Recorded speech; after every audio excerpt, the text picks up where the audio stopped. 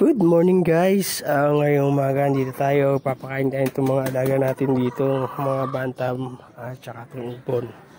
So ayun, nakita natin nilaglag na ng tuluyan itong ating pares yung last na itlog. Ibig sabihin hindi niyan nila pinisa. So either na walang similya o nabugok yan yung itlog. So ayan, hindi nagtuloy. So antayin na lang natin na mitlog lang din uli sila kung kailan. So alas nga lang, ayan, wala tayong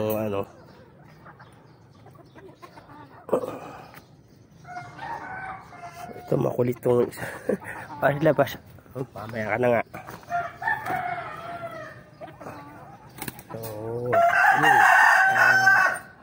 Wala tayo expect muna na mapipisa na kasi nabasag lahat yung yung itlog nila pareho, yung binaba nila pareho. So wala tayo mapipisa, antayin natin. Hindi ko alam kasi minsan pagka ginugulo rin itong dalawang kasama na dito kung gusto na rin kasi umitlog. Hindi kasi tayo nakagawa ng pugad eh. So pagka try natin na magawa ng pugad nila. Baka sila gagawin ito, hindi ko pa ngayon lalagyan din. So pagka mag-try tayo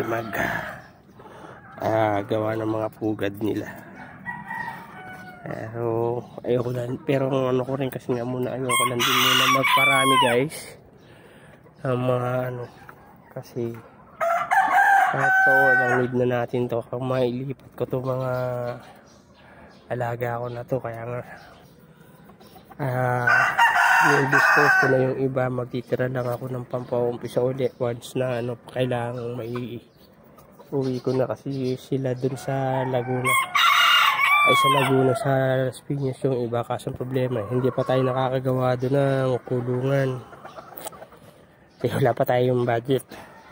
Siya hirapan din kasi kung yung pupunta rin babalik kasi wala, sa totoo lang, pag iniwan ko itong mga hayop rito kahit mga 2 araw para mag-aasikaso, kasi okay na kahit kung mga 1 araw lang. Pagka 1 araw lang, ano nung magagawa natin sa kabila pagka umuwi? So yun ang problema ko. So ayun, basta ayan lang po ang update natin muna sa ating malagang ibon. At kung nga po, sabi ko, kung gusto mo, meron tayong available na 2 pares ng ito po. Yan, at saka yun na andito po sa loob, kasi titira ko lang yung 1 pares dito. Saka itong all white natin. Tapos itong sa natin, ito, yan, pour out na rin yan. Saka ito, magtatay po sila. Ayan po yung pinaka nila. Ayan na yung ganda ng patayo ng buntot. Ayan po. Ayan na lang po muna guys. So sana po ay nagustuhan nyo itong video natin. So maraming salamat po sa panonood. Thank you for watching. God bless. Happy breeding.